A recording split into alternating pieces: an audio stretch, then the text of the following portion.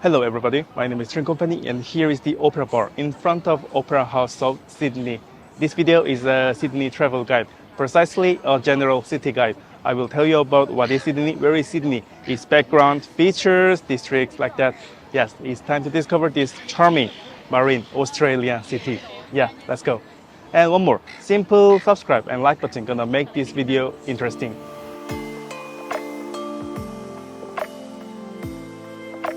Sydney is a megacity located in the southeast of Australia. It is the capital of New South Wales, one of the 6 main regions that make up the Australian continent.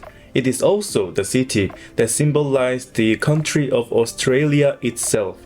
How could you imagine Australia without the Sydney Opera House? It's been a fierce rivalry with Melbourne to the south since the birth of the country. Melbourne recently took over the title of the largest city from Sydney, but Sydney still holds the other title of Australia's iconic city. Many people cannot imagine what Melbourne, Adelaide or Brisbane look like, but everybody know what Sydney looks like. Again, the Opera House, the Harbour Bridge, game over.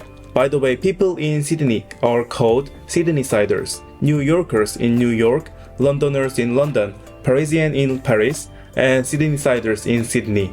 The city's influence is also strong in this country.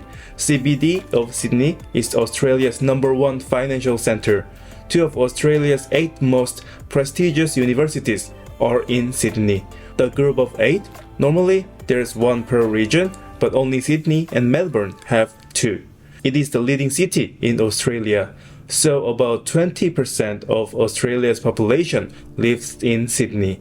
The definition of Sydney as a city is a bit complicated.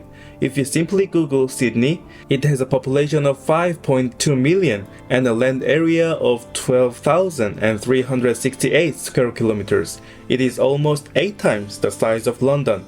That doesn't make sense, so let's break it down.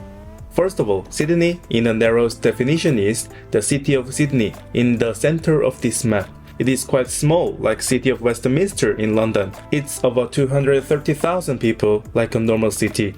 Most of major tourist destinations are within this area. And then there are 32 local government areas from east to west, south to north. This is the Sydney metropolitan area. This is the regular Sydney. It's about 1,700 square kilometers, so it's a little bit bigger, but it's like a normal city now. And this area is similar to London. The 33 local government areas are at the extremes of size. The smallest Burwood LGA is 7 square kilometers, 50% of Manhattan, New York. The largest, Hornsby, is 450 square kilometers, 60 of whole New York. Except for the city of Sydney, of course you don't hear people calling the local government areas by name. For example, the famous beach, Bondi Beach, is a part of Waverley Council, but it's just referred to as the Bondi area. And in the street address, it's just Bondi Beach after New South Wales. Then you have a few sprawling suburbs around Sydney metropolis. This is Greater Sydney, which is what we start with.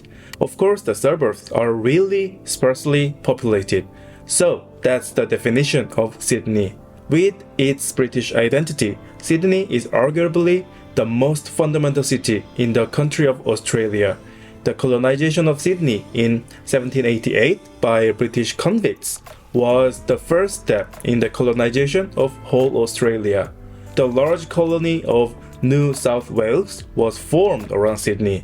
All of the states in Eastern Australia were carved out of New South Wales. Of course, there were Aboriginal people living here before that. It wasn't empty land, so a lot of Sydney's place names come from those Aboriginal names. Not just in Sydney, but in Australia in general.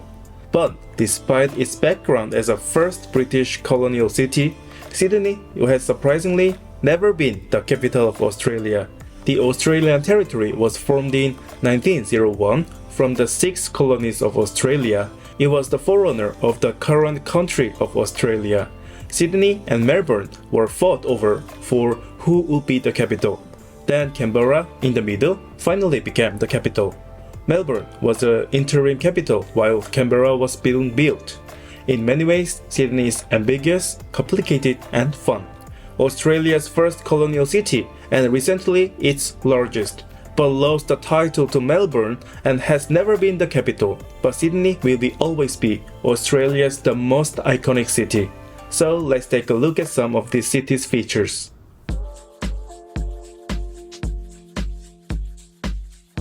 You can see Port Jackson Bay just in the middle of Sydney. City of Sydney was founded on the section of this bay. Today, the Sydney metropolis borders not only Port Jackson Bay, but also the vast expanse of Pacific Ocean to the east. So the ocean is a huge part of any trip to Sydney.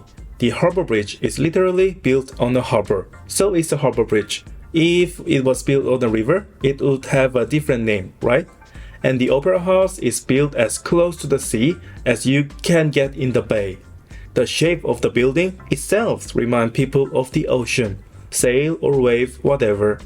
Darling Harbour, another famous tourist attraction, is also a harbour area. You go to the Observatory Hill, you will see the bay with the harbour bridge. You go to the zoo, you see the giraffes with bay. There's also a whole series of white sandy beaches on the east side. More than half of your destinations will be ocean-related. It's a bit rare in this level of metropolis. Australia has been steadily welcoming foreign immigrants and workers. Sydney is one of the popular destinations for these newcomers because it's a big city with a lot of opportunities.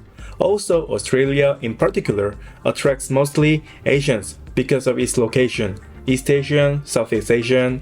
So while Australia as a whole is still predominantly white, but Sydney has lots of Asians. It's over 20%, and there are also numerous working holiday visa holders too. So when you're traveling around Sydney, you will think, oh, there are so many Asians here. It's not just one country, Korean, Chinese, Japanese. Actually, Japanese are not as many as Koreans and Chinese. There's a lot of Thai people in Haymarket, and some of bad towns are Vietnamese. That's where it compares to other Anglo-American and Western European metropolises. In major Western European cities like London and Paris, there's a lot more Indian, Middle Eastern, Black people than East or Southeast Asian. And in United States, Hispanics and Blacks outnumber Asians. It's definitely an Anglo-American city where Asians are a secondary ethnic group. In the second feature, I mentioned that there are many Asians, more than 20%, or to put it another way, close to 70s are white. Especially in the east coastal hills, it's close to the beach, it's recreational. It's hilly, so it's got good views. It's close to the city center either. Naturally, land and house prices are expensive, so most of Asian immigrants as newcomers live at the West Inland. It's predominantly white people who have been wealthy for generations and have had the advantage of building big businesses, so they live at the east. Some parts of Sydney feels very Asian, but most of people are white on the beaches and parks on each side, where you can enjoy these leisure activities.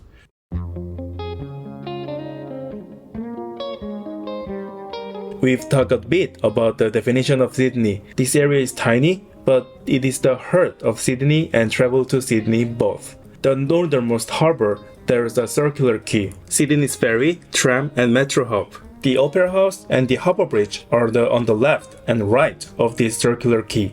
The Three Musketeers, huh? This side definitely has a touristy feel to it. You can find a lot of bars around here. Next to the Opera House, under the Harbour Bridge. Also, there's a lot of place names in here, like The Rocks, Dawes Point. If you're just traveling, it's probably best to think of them as landmarks near the Harbour Bridge, near the Opera House. It's intuitive. High-rise offices and hotels spread south of Circular Quay. This is the financial center of Australia I talked about earlier. It's where all of Sydney's elite work. Now the real CBD of Sydney begins. The main station of this area is Wynyard and Martin Place. Also, Martin Place is the center of the CBD either. The streets are mostly office buildings, so there's not much to see, but it's fun to people watch on weekdays, Australia's elites. And the food courts are surprisingly good value for money. Office workers want to eat cheaply. However, there are some expensive restaurants either. South of King Street, you will find Sydney's premier downtown, commonly referred to as the Town Hall. There's an Apple store, there's a Westfield Mall, there's a theater, there are a lot of people. The landmarks here are Town Hall itself and the Queen Victoria building on north of it.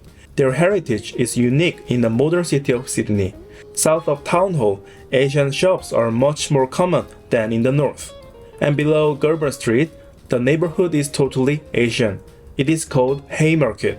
A big mix of Chinese, Korean, Japanese, but the most prominent ethnic group is Thai in here.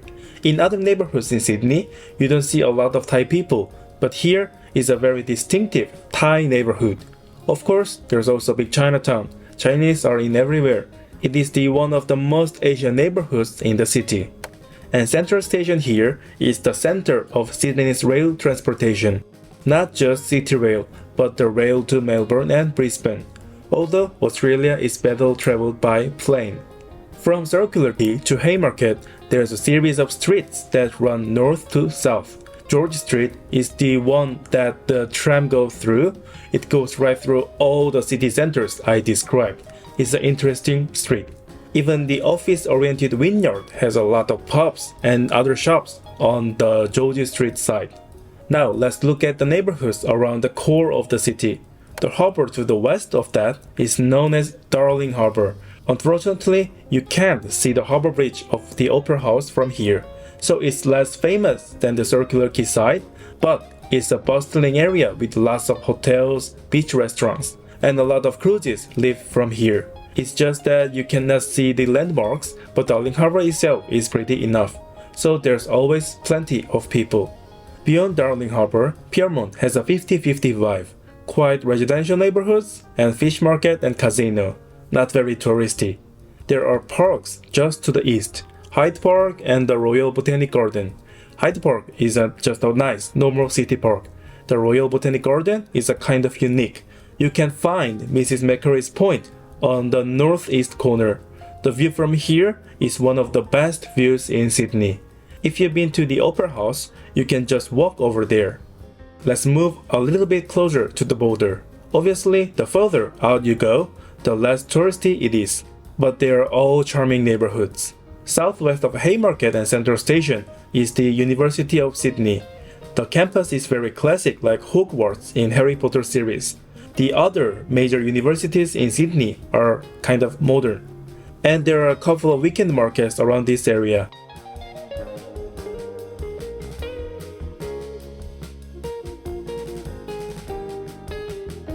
Newtown used to be Newtown long time ago, but now it's a fun neighborhood with the old vibe. There's a hip street with a diverse mix of cultures in these days. On the opposite side, there are King's Cross, Darlinghurst, and Surrey Hills. King's Cross used to be a bit of bad neighborhood, but it's gotten better. Darlinghurst and Surrey Hills are hip neighborhoods in their own way. Overall, it's a quiet residential neighborhood, but there are a few cool pubs and restaurants that Sydneysiders come to hang out. Crown Street has the highest concentration of them, but there are some gems elsewhere. Darlinghurst is the most LGBT-friendly neighborhood in Sydney, so you are going to find a lot of rainbows. Beyond that, to the east is Paddington, which is more boutique-oriented. If Surrey Hills and Darlinghurst are for the evening, this is the place to be in the morning or during the day. And lastly, Moore Park, down the Paddington, which is tied in with Centennial Park next door. It is the largest parkland area in Sydney, and it's got football stadium and cricket fields. It's more a picnic atmosphere than Hyde Park of the Royal Botanic Garden. Of course, many people skip here on short trip. The area along the bay beyond the east side of King's Cross is a part of the larger local government area of Ullara. Neighborhoods like Darling Point and Points Piper below it is considered one of the richest suburbs in Australia beyond Sydney. It is not far from the city, the center of Sydney. It's hilly, so it got great views. It's got great access to yacht marines. You know, rich people love yacht. So you can definitely catch the wealth in the landscape when you visit here. It's mostly luxury housing, so it's not really touristy, but Double Bay is the only one that's a little bit of town center, so it's worth a stop. Sydney's east side is a long stretch of waterfront. We will talk about the north side of harbour later, but for now, we will stick to the south. The terrain here is really varied. There's a rocky cliff, there are sandy beaches, there's just rocky ground, so there's nothing monotonous about a walk on the waterfront. First up, Watson's Bay, the northernmost, where the terrain is most rocked, and here at Gap Park. You can see some pretty spectacular rock formations and waves. Dudley Page, a little bit south of here, is also on higher ground. Some people visit here for the harbour view. And then there's a Bondi, the long-awaited waterfront of Sydney. It is a big beach with a big wave full of surfers. And there's a little swimming area on the one side of the beach that's full of people just lounging around.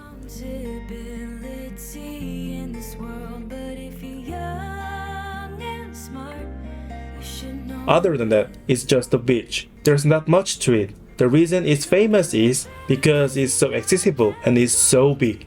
I will get to that in a second, but if you put all the beaches of South together, they're only as big as Bondi.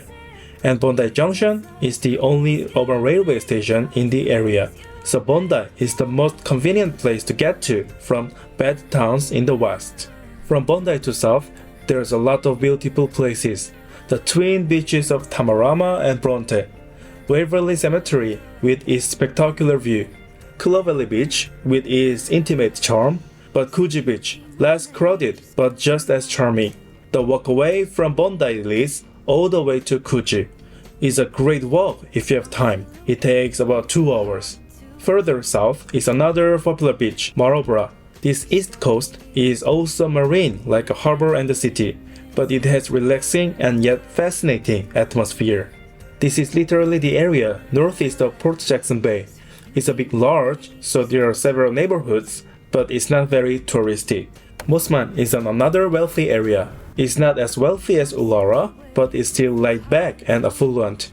To the east of Mosman is a quiet beach called Balmoral.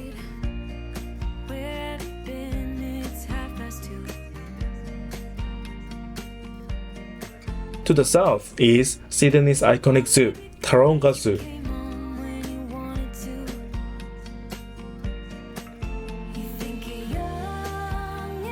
And further north of here is Manly. Manly Beach is full of beach volleyballers and surfers, just like Bondi.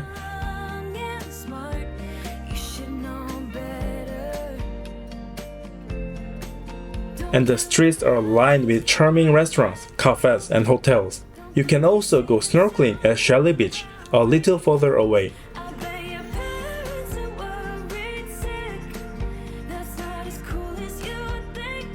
And Manly's another big draw is the north head of the Lower Peninsula.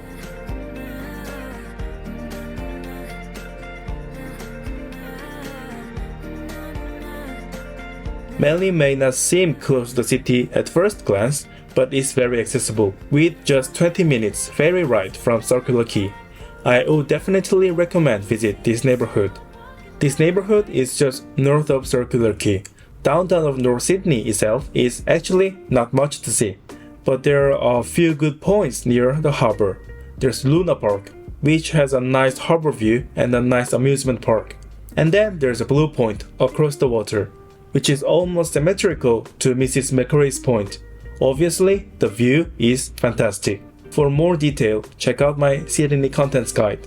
The other LGA doesn't really get much more touristy than North Sydney. They are inland and pretty much bed towns, but I will describe them shortly in case you are wondering about the real Sydney. Chatswood, beyond North Sydney, is Sydney's quintessential bed town. It is one of the few neighborhoods outside of the city with a lot of skyscrapers, and is ethnically diverse with Chinese, Japanese, Korean, and Southeast Asian residents. It's a neighborhood that represents the cosmopolitan city of Sydney. Eastwood and Epping, a little bit further out, especially in Eastwood, is interesting because it divides into Koreatown and Chinatown by the railroad station.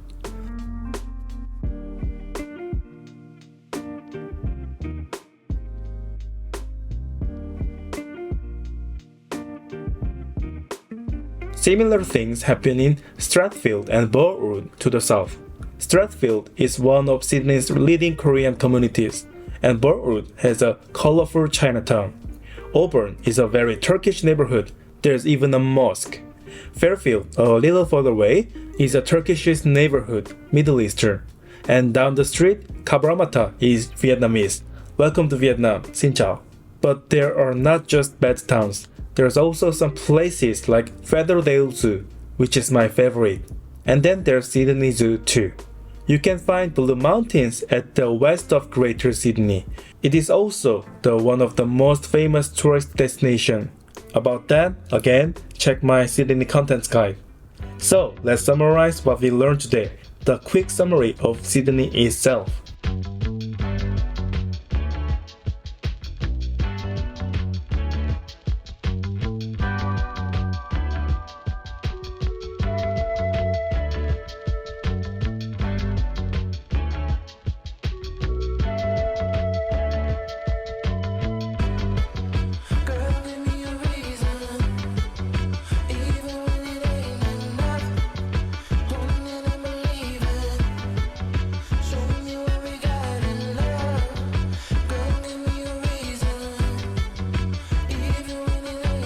Yes, PCC, now you know about the city of Sydney itself. I believe that there is a clear difference between just wandering the city and travel after understanding the city.